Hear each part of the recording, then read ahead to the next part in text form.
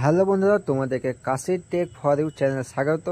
তো আজ আমরা আলোচনা করব এসআইআর নির্বাচন কমিশনের যে 16টি দফা আছে সেই দফার নিয়মগুলি কি, কিভাবে ফর্ম পূরণ করবেন, কি ডকুমেন্টস প্রয়োজন, বিবাহিত মহিলাদের ফর্ম পূরণ পদ্ধতি, 2002-তে বাবা মার নাম নেই তাহলে কি করবেন, বিস্তারিত জানতে ভিডিওটি শুরু থেকে শেষ অবধি দেখুন। আর তোমরা যদি আমার চ্যানেলে নতুন হয়ে থাকো একটা লাইক করে কমেন্ট করে চ্যানেলটিকে সাবস্ক্রাইব করে পাশে থাকা নোটিফিকেশন বিলটি অন করে দিবেন। আর তোমরা যদি আমার ভিডিওটি ফেসবুক পেজ থেকে দেখো তো আমার পেজটিকে ফলো করে দিবেন। তো চলুন ভিডিওটা শুরু করা যাক। সেই 16টি দফার মধ্যে 1 নম্বর দফা কি বলছে দেখুন, বিএলওদের নাম মোবাইল নম্বর সব বুথে লিখে দেওয়া হবে। এছাড়াও সিও বা জেলা শাসকের ওয়েবসাইটে গেলে জানা যাবে বিএলওদের নাম ও মোবাইল নম্বর স্থানীয়ভাবে প্রচার হবে। 2 কি বলছে, বর্তমান ভোটার তালিকায় যাদের নাম রয়েছে তাদের প্রত্যেকের কাছে ইনুমারেশন ফর্ম যাবে। 3 কি বলছে, প্রতিটি ভোটারদের কাছে ছবি, পাস নম্বর, বুথ নম্বর সহ ছাপানো 2টি ফর্ম যাবে। 4 কি বলছে, ভোটারের দেখা না পেলে বাড়িতে লেটার বক্সে বা দরজার ফাঁকে ঢুকিয়ে দিয়ে আসতে হবে।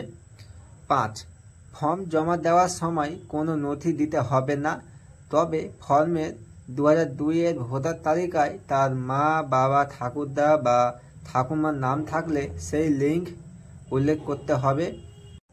6 কি বলছে, এই লিঙ্ক বিএলওরা তার নির্বাচন কমিশনের দেওয়া মোবাইল অ্যাপের মাধ্যমে দেখে নিতে পারবেন। ভোটারের এপিক নম্বর দিয়ে যা পাওয়া যাবে, বিহারের এসআইআর সুযোগ ছিল না। 7 প্রতিটি ইনুমারেশন ফর্মে লেখা রয়েছে আবেদনকারী সমস্ত তথ্য যাচাই করে নিয়েছি, তাই নিচে ফর্ম জমা নেওয়ার পর বিএলওকে এই স্বাক্ষর করতে হবে। মোট 2টি ফর্মে দেওয়া হবে ভোটারদের, তার মধ্যে একটি ফর্ম বিএলওরা তার কাছে জমা নিয়ে নেবেন, আর একটি ফর্ম তিনি যে জমা দিচ্ছেন সেটা রিসিভ করে ভোটার তার কাছে রেখে দেবেন। যে ফর্মটি ভোটার তার কাছে রেখে দেবেন সেটিতেও বুথ লেভেল অফিসারের সই থাকবে। 8 কি বলছে, বিএলওকে একাধিকবার ইনুমারেশন ফর্ম জমা নেওয়ার জন্য আবেদনকারী বাড়িতে যাবেন। আবেদনকারী মনে করলে সরাসরি ইআরও অফিসে গিয়ে ফর্ম জমা দিতে পারেন।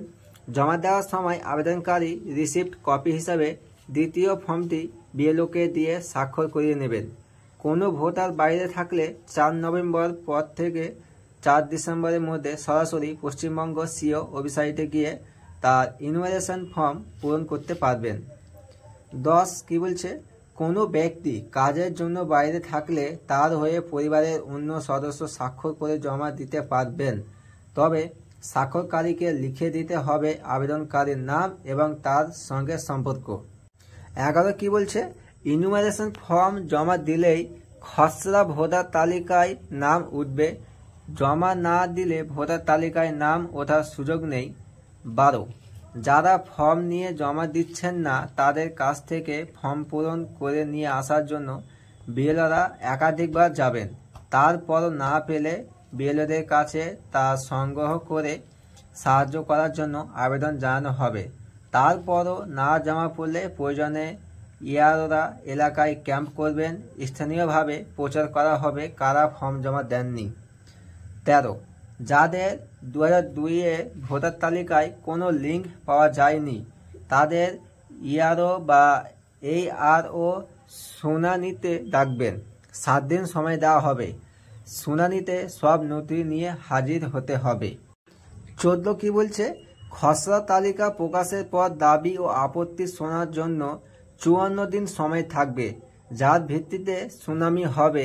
15 7 ফেব্রুয়ারি ভোটার তালিকা প্রকাশের পর দেখা যায় কারোর নাম ভোটার তালিকায় ওঠেনি, তখন সে সরাসরি জেলা শাসকের কাছে আবেদন জানাতে পারেন। সেখানে তার আবেদন খারিজ হয়ে গেলে সিওর কাছে আবেদন করতে পারবেন।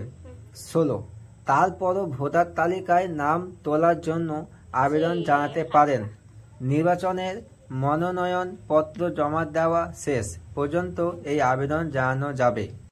তো কিভাবে তোমরা ফর্মটা পূরণ করবেন দেখুন, আমি ফর্মটা প্রিন্ট আউটে লিখে দিয়েছি, তোমরা কোথায় কি ডকুমেন্টস দিবে। তো এই হলো আজকের ভিডিও। যদি ভিডিওটা ভালো লাগে আমার চ্যানেলটিকে লাইক করে, কমেন্ট করে, সাবস্ক্রাইব করে পাশে থাকা নোটিফিকেশন বেলটি অন করে দেবেন এবং পাশে থাকবেন। ধন্যবাদ।